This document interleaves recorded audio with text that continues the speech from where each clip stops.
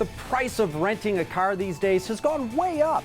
And on top of that base price, the rental places offer options that can add up fast. So we're looking at how to rent a ride without paying more than you should. And that's our featured story at the top of the list.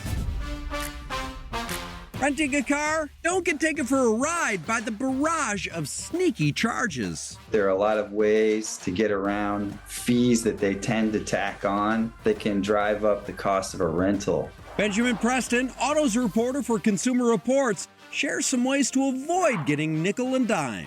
Before you return your car, think about fuel surcharges. Rental car places tend to be all clustered in the same place usually, especially if it's near an airport. And there will be gas stations there too. And they can be more expensive than some that are a few miles away. So either give yourself plenty of extra time and check apps like Gas Buddy or AAA, or be ready to pay the piper. You have to decide what kind of person you are. Are you going to be the person who's showing up at the last minute and you're not going to have time to fill up because you're like, oh my God, I got to catch my flight? If that's the case, you'll get hit with a fuel surcharge. I've returned cars with half a tank that I was supposed to return full, and I'm like, whoops, and then they tack on $60 or $100. You could also go with the prepaid fuel option. They'll set it at more or less market rates. It might be on the high side a little bit. But if you don't return the tank empty, you're paying for gas you don't use. And that's your money in their pocket.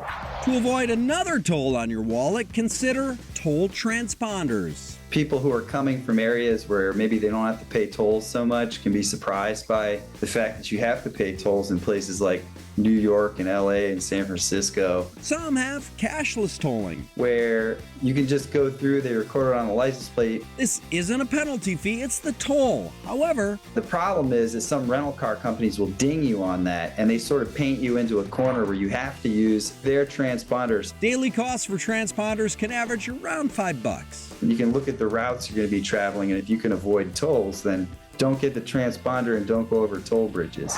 Finally, avoid additional insurance. The extra insurance is a pure moneymaker for the rental car company. If you already have a vehicle policy, you can call and make sure you're probably going to have coverage through either your credit card or your regular car insurance. And if you do opt for the extra insurance, their fees differ from company to company, and of course, it heavily depends upon where you are. Some areas have higher insurance rates because they're more accident prone. It can almost double the amount that you're going to pay for the rental. Steering clear of rental car fees is at the top of the list.